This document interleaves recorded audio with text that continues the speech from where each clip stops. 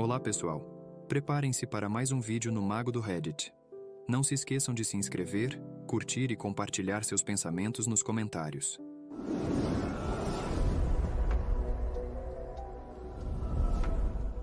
Uma mulher me procurou dizendo ser minha meia-irmã, de um caso secreto do meu pai, e exigiu metade da minha herança.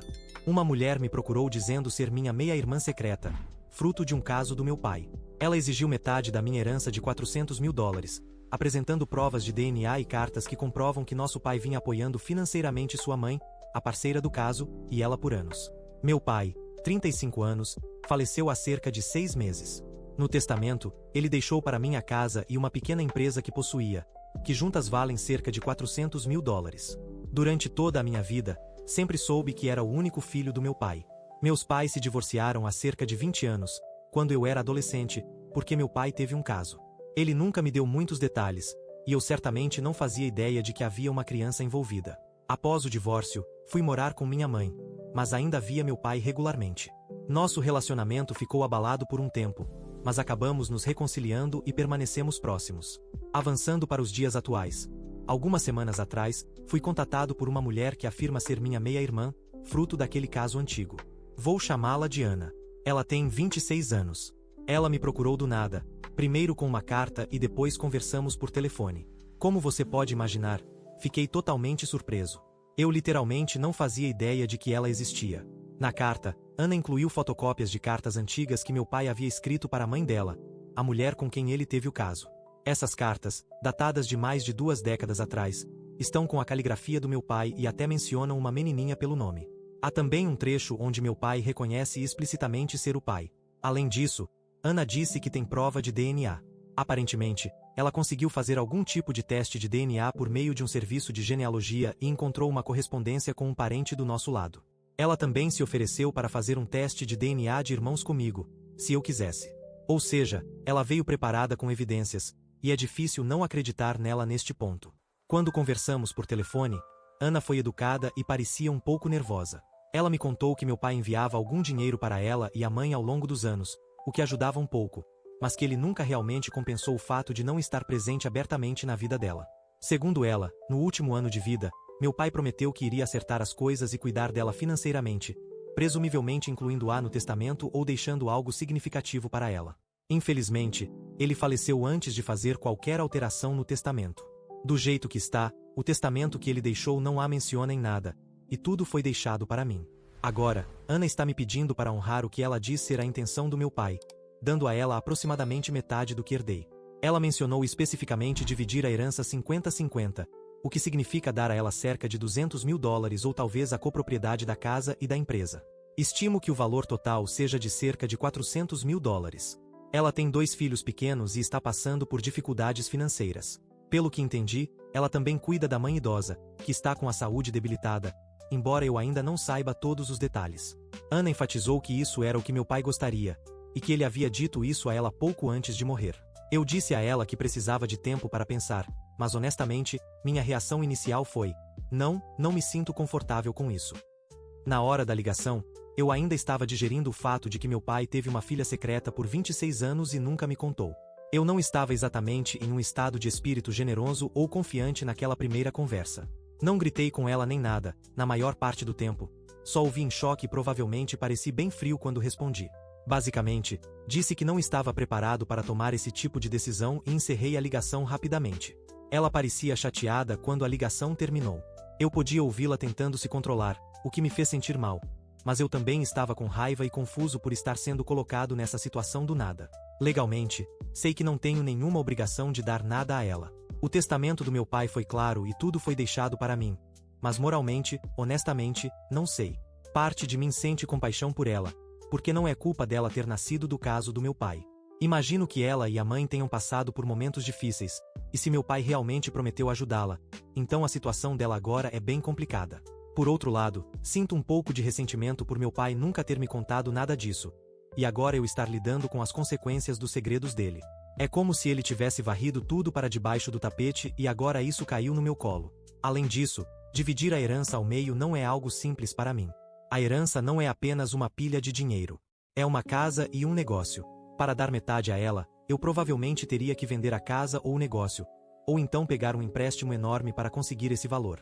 Tenho planos de continuar tocando a empresa do meu pai. É na verdade, meu emprego atual e minha fonte de renda. E a casa tem um grande valor sentimental para mim. É a casa onde cresci. Esses bens estão agora entrelaçados com a minha vida. Entregar metade disso impactaria seriamente minha estabilidade financeira e meus planos futuros. Ainda não mencionei nada disso para minha mãe. Falar que meu pai teve um filho do caso seria como abrir uma ferida que está fechada há décadas. Do ponto de vista da minha mãe, essa parte da vida dela já passou, e estou relutante em envolvê-la nisso a menos que seja absolutamente necessário. Enfim, ainda não dei nenhuma resposta a Ana além de dizer que precisava de tempo. Ela tem sido educada e não insistente nas nossas interações limitadas, mas enviou um e-mail de acompanhamento explicando suas circunstâncias com mais detalhes e reiterando que acredita que dividir a herança é o mais justo. Ela disse que não está tentando ser gananciosa, mas que sente que o pai pretendia que fossemos tratados igualmente, e ela só quer o que é justo para a família dela. Tenho refletido muito sobre isso. Atualmente, estou inclinado a não dividir a herança igualmente, pelo menos não exatamente como ela pediu. Talvez haja um meio termo, como dar a ela um valor menor ou criar algum tipo de fundo para os filhos dela, eu não sei. Mas me preocupo que, se eu oferecer menos da metade, ela se sinta enganada ou que isso possa gerar mais conflito. No momento, sinto que não importa o que eu faça, alguém vai acabar magoado.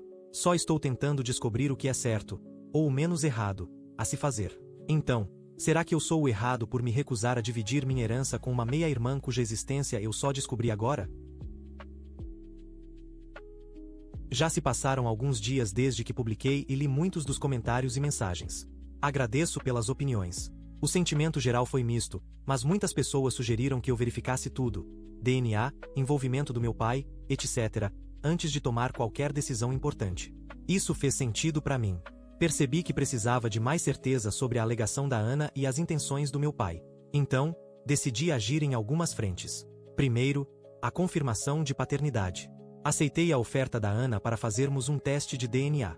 Combinamos de fazer um teste de DNA entre irmãos por meio de um laboratório confiável. Como moramos no mesmo estado, a cerca de 1 hora de distância um do outro, acabamos nos encontrando rapidamente no laboratório para entregar as amostras.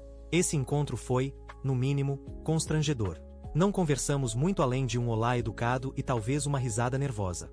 Ambos estávamos bastante tensos. Não é todo dia que você faz um teste de DNA para confirmar que tem uma irmã secreta. Os resultados do teste deveriam levar cerca de 1 semana, mas pagamos um valor extra para acelerar o processo. Enquanto esperava os resultados do DNA, também comecei a vasculhar os registros financeiros do meu pai para ver se conseguia confirmar o que Ana me contou sobre ele enviar dinheiro ao longo dos anos. Como sou o responsável pelo espólio dele, tenho acesso aos antigos extratos bancários e documentos. Eu ainda não tinha revisado de perto todas as transações dele anteriores à morte.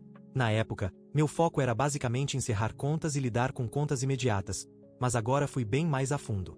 E de fato, encontrei um padrão de pagamentos regulares que começaram por volta de 25 anos atrás e continuaram até cerca de 1 ano antes de ele morrer.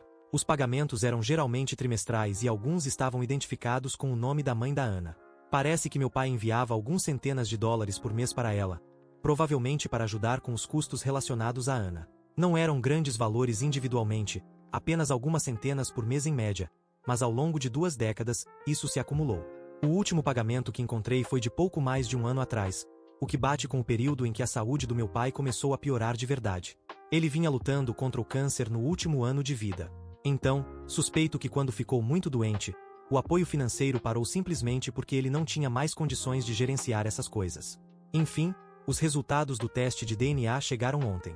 O laboratório nos enviou o relatório por e-mail e ele confirmou, com 99,9% de probabilidade, que Ana e eu compartilhamos um dos pais. Dadas nossas idades e todas as evidências, é obviamente meu pai. Então, agora é oficial. Ela é minha meia-irmã. Não posso dizer que fiquei surpreso neste ponto, mas ver isso preto no branco ainda me deixou atordoado. Tive que me sentar e absorver a informação por um momento. Liguei para Ana depois que vi os resultados. Ela também já os tinha visto. Quase imediatamente, ela perguntou em voz baixa: "Então, agora você acredita em mim?" Eu respondi: "Sim, acredito." Também pedi desculpas por ter sido tão frio durante nossa conversa inicial. Ela, por sua vez, também pediu desculpas por ter jogado tudo isso em cima de mim de forma tão repentina. A ligação foi cordial, até amigável, mas ainda não entramos nos assuntos pesados, como a herança. Além disso, Apenas disse a ela que estava investigando tudo e que entraria em contato novamente assim que conseguisse processar todas as informações que encontrei. Ela foi compreensiva e me agradeceu por ter tirado um tempo para verificar a verdade. Então, é assim que as coisas estão após essa primeira atualização. Confirmei, sem sombra de dúvida, que Ana é minha meia-irmã. E descobri evidências claras de que meu pai vinha apoiando financeiramente, de forma discreta, ela e a mãe por anos. Isso dá muito mais contexto à situação toda. Ainda não tomei uma decisão sobre a herança, mas estou definitivamente considerando todas essas novas informações. Vou continuar refletindo e talvez procurar orientação profissional antes de decidir qual será meu próximo passo. Atualizarei novamente assim que tiver mais novidades para compartilhar. Já se passou mais ou menos uma semana desde minha última atualização. Durante esse tempo, tive mais conversas com a Ana e aprendi muito mais sobre a vida dela e o envolvimento do nosso pai. Decidi que, depois de confirmar que ela é mesmo minha meia-irmã, o próximo passo seria realmente conversar cara a cara. Concordamos em nos encontrar na casa dela, principalmente porque ela está sobrecarregada com os filhos e a mãe, e não consegue viajar com facilidade ou se encontrar em um local público. Eu me ofereci para ir até ela, e ela aceitou. Ontem, fui até a casa da Ana. Ela mora a cerca de 1 hora daqui, em um pequeno apartamento alugado de 2 quartos. O bairro era razoável, nada perigoso, mas definitivamente é uma área de baixa renda. Quando cheguei, ela me recebeu e sentamos na pequena sala de estar. Os filhos dela estavam no quarto ao lado. O mais velho, de cerca de 6 anos, estava vidrado em desenhos animados, e o mais novo, ainda bebê, estava dormindo. A mãe dela, vamos chamá-la de Betty, estava descansando em um dos quartos, então conseguimos um pouco de silêncio para conversar. Foi a primeira vez que realmente vi a Ana pessoalmente por mais do que alguns minutos, e tenho que admitir. Consegui ver um pouco do nosso pai no rosto dela, especialmente ao redor dos olhos. Foi surreal perceber isso. Mas enfim, vamos à conversa. Ana basicamente me contou toda a história da vida dela e como meu pai se encaixava nisso.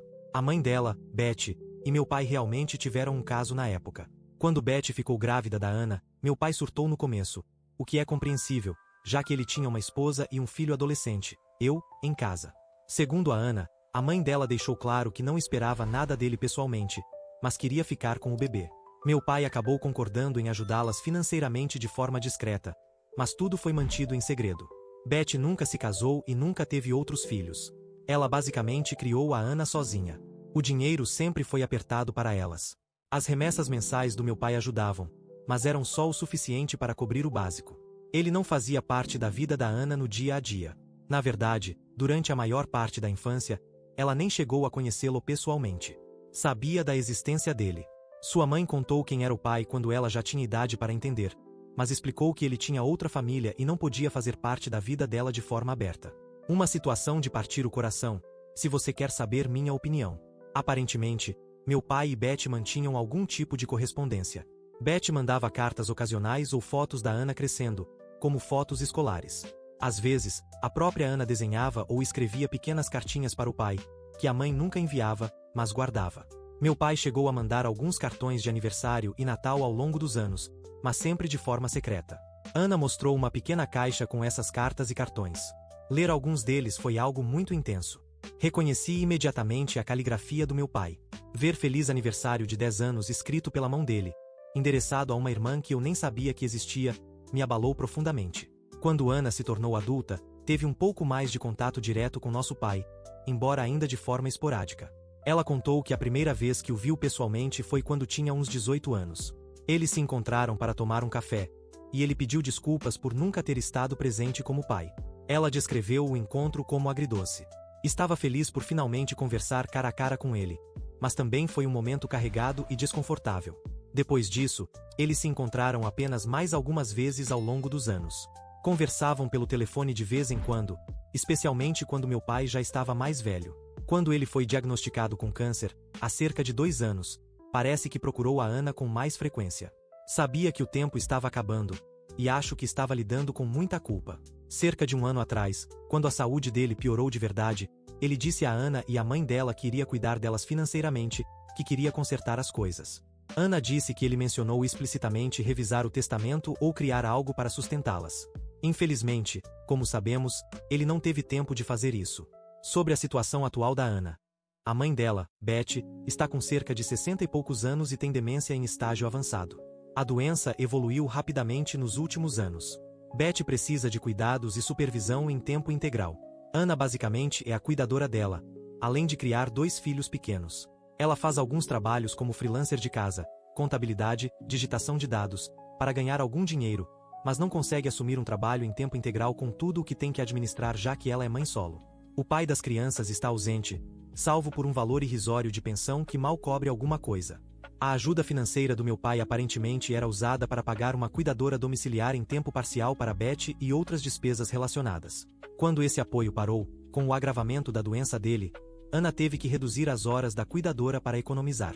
Isso significa que ela mesma passou a fazer ainda mais do cuidado direto da mãe, o que naturalmente limita ainda mais sua capacidade de trabalhar e ganhar dinheiro. É um ciclo vicioso, e ela vem lutando para não afundar. Ao ouvir tudo isso com detalhes, realmente fiquei comovido. Não vou mentir. Sentado naquele apartamento simples, vendo os brinquedos das crianças ao redor, ouvindo a voz dela tremer ao falar da condição da mãe, me bateu forte perceber que a vida dela está sendo muito difícil ultimamente. Ela está carregando um fardo que muita gente teria dificuldade em lidar mesmo com recursos, quanto mais com tão pouco. Eventualmente, voltamos ao assunto da herança e ao que ela havia me pedido. Expliquei abertamente como eu me sentia e quais eram minhas preocupações. Falei sobre minhas reservas, que a herança está atrelada a uma casa e a um negócio do qual participo ativamente, e que abrir mão de metade disso seria muito difícil para mim. Também fui honesto ao dizer que ainda tenho um certo ressentimento em relação ao meu pai por ter nos colocado nessa situação. Para meu alívio, ela foi muito compreensiva com tudo isso. Admitiu que também sente raiva do nosso pai, em certa medida. Disse que nunca quis transformar isso em uma briga feia ou algo assim. Na cabeça dela, ela só pediu pela divisão 50-50 porque realmente acreditava que era isso que o nosso pai queria, e não sabia o que mais fazer além de vir até mim e pedir. Ela também fez questão de dizer que não quer destruir minha vida. Que sabe que não é culpa minha o fato de tudo isso ter sido mantido em segredo. Ouvir isso significou muito para mim, porque um dos meus maiores medos era que ela me visse apenas como um obstáculo entre ela e algo que ela acreditava ter direito. Mas claramente ela não vê as coisas assim. Parece realmente querer uma resolução amigável. Ao final da conversa, acho que nós dois passamos a entender melhor um ao outro. Ela chorou em alguns momentos, e vou admitir que meus olhos também não ficaram exatamente secos, mas também houve um certo alívio. Deu para ver que ela não é uma oportunista gananciosa. É uma pessoa que teve uma vida difícil e está tentando proteger a própria família e honrar o que achava ser uma promessa do nosso pai. E da minha parte, ela viu que eu não sou apenas um egoísta agarrado a tudo. Sou alguém que foi pego de surpresa com tudo isso e está tentando tomar uma decisão justa. Na hora de ir embora, disse a ela que ainda não tinha tomado uma decisão final, mas que estava considerando tudo seriamente e que daria uma resposta em breve. Também comentei que pretendia conversar com o advogado do meu pai, o mesmo que redigiu o testamento, porque tenho a sensação de que talvez haja alguma pista ali sobre o que meu pai queria fazer. Ela achou que fazia sentido.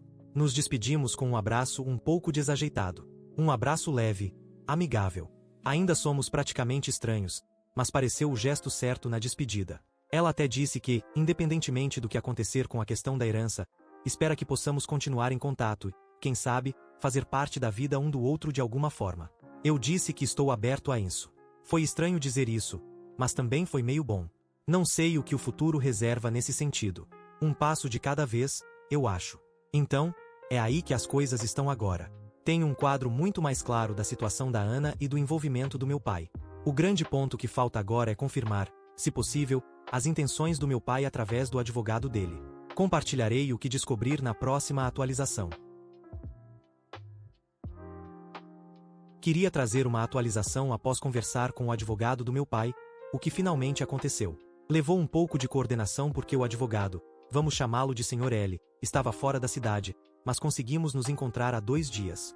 O Sr. L conhecia meu pai há muitos anos e foi quem redigiu o testamento mais recente dele, aquele que deixou tudo para mim. Expliquei toda a situação a ele, que descobri ter uma meia-irmã e que ela me contou que nosso pai pretendia incluí-la no testamento. Perguntei se meu pai chegou a procurá-lo para revisar o testamento ou criar alguma provisão que eu desconhecesse. Assim que toquei nesse assunto, o Sr. L assentiu, como se já soubesse do que se tratava. Segundo ele, cerca de 11 meses antes do falecimento do meu pai realmente o procurou querendo fazer algumas mudanças em seu plano sucessório. Naquele encontro, meu pai confidenciou que tinha uma filha de um relacionamento antigo e que queria garantir o futuro dela. O Sr. L chegou a redigir um novo testamento que incluía um fundo ou um truste para Ana, e uma provisão menor para a mãe dela, Beth. O plano, segundo o Sr. L., era alocar uma certa quantia de dinheiro ou bens para esse truste, de modo que Ana e sua mãe fossem amparadas, enquanto o restante do patrimônio, casa, empresa, etc., continuaria comigo. Apertei por detalhes e ele disse que a quantia que meu pai tinha em mente era em torno de $100.000 para o truste. No entanto, esse novo testamento nunca foi assinado. O Sr. L. disse que meu pai chegou a revisar o rascunho, disse que estava tudo certo, mas logo em seguida ficou muito doente e foi internado. As coisas ficaram muito caóticas com os tratamentos naquele período. Meu pai provavelmente achou que teria mais tempo para resolver isso, mas não teve. A saúde dele piorou, e a atualização do testamento simplesmente não foi finalizada. Então, quando ele morreu, o único documento legalmente válido era o testamento antigo, que deixava tudo para mim. Perguntei ao Sr. L. por que meu pai não assinou o Novo Testamento imediatamente, se tinha tanta certeza do que queria. O Sr. L. deu de ombros e disse algo como: ele estava hesitante quanto ao momento. Acho que meu pai não queria provocar um possível drama familiar até sentir que era absolutamente necessário. E então sua saúde piorou. Suspeito que ele simplesmente ficou sem tempo. Parece mesmo algo que ele faria, procrastinar até que o destino seguisse seu próprio rumo. Agradeci ao Sr. L. por ter sido tão sincero comigo. Ele até expressou alívio por eu ter perguntado sobre isso, porque sabia que meu pai queria fazer essa mudança. Mas, como advogado, ele não podia contar nada para mim ou para qualquer outra pessoa após a morte do meu pai, sigilo profissional. Ele estava numa posição difícil, vendo tudo acontecer durante a leitura do testamento e sabendo que existia essa intenção não oficializada, mas sem poder interferir. Conversamos um pouco sobre minhas opções. Legalmente, eu tenho todo o controle. O testamento, em vigor, me deixa tudo. Ana, por não ser herdeira nomeada e por não ter sido reconhecida oficialmente como filha, praticamente não tem base para contestar isso judicialmente, especialmente considerando que o Novo Testamento nunca foi assinado. O Sr. L. comentou que, se eu quiser honrar a intenção do meu pai, eu posso voluntariamente dar algo a Ana. Ele disse: esse tipo de situação geralmente termina com um acordo familiar fora dos tribunais, se as partes forem razoáveis entre si. Ele também me deu um conselho: se eu decidir dar um valor significativo, seria bom ter um acordo por escrito, para deixar claro que isso é um gesto de boa-fé, e não um reconhecimento de obrigação legal. Isso serviria para me proteger de possíveis mal-entendidos futuros. Honestamente, não acho que a Ana tentaria me processar ou algo assim, mas entendi o motivo da recomendação dele, é só uma forma de se precaver. Saí do escritório do advogado com muita coisa para digerir, mas também com um senso maior de clareza sobre o que devo fazer. Agora eu sei que meu pai realmente queria ajudar a Ana e teria feito isso se tivesse tido mais tempo. Ao mesmo tempo, preciso equilibrar isso com o que é prático e justo para mim, já que, no fim das contas, sou eu quem está com a responsabilidade. A quantia de $100.000 que meu pai cogitou ficou ecoando na minha cabeça. É uma quantia considerável, mas também não é metade da herança. Está mais para um quarto do valor total. Isso me fez pensar que talvez meu pai não quisesse necessariamente uma divisão 50-50, mas sim dar a ela uma quantia significativa que suprisse suas necessidades. Venho refletindo bastante sobre como seguir adiante. Já tomei minha decisão, praticamente. Só vou dar mais 1 ou 2 dias para ter certeza, e então pretendo conversar com a Ana sobre o que decidi fazer.